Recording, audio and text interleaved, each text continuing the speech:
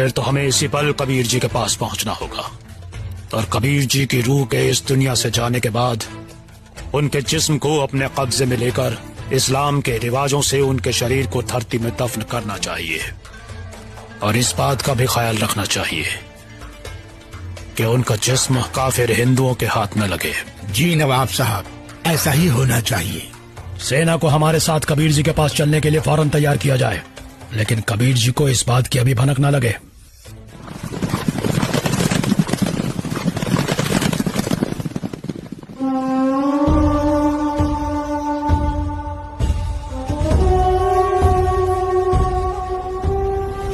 लगता है कबीर जी के जिस्म को पाने के लिए काशी नरेश वीर देव सिंह भी अपनी सेना लेकर आया है, लेकिन हमें किसी भी हालत में इन हिंदू काफिरों को कबीर जी के जिस्म को पाने नहीं देना है। आग के आने का मकसद हमें पता चल गया।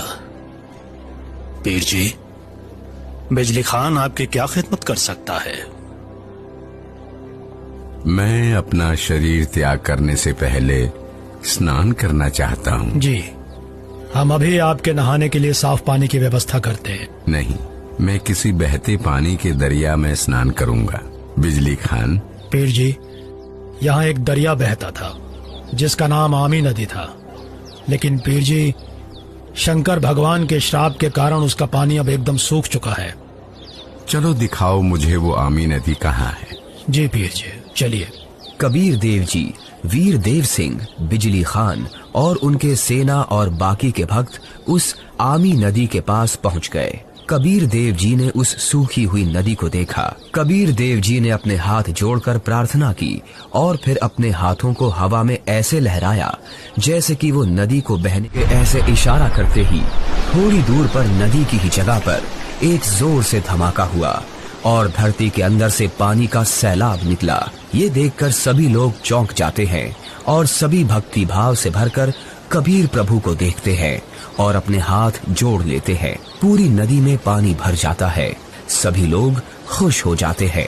कबीर प्रभु की जय, कबीर प्रभु की जय, कबीर प्रभु की जय। आदेश दें प्रभु। हुक्म दे मालिक।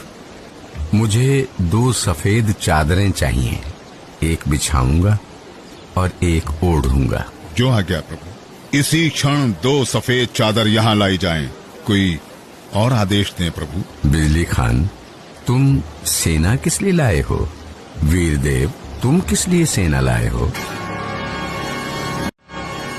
प्रभु जी, हम आपके शरीर को इतना मलिच मुसलमानों के हाथ नहीं लगने देंगे।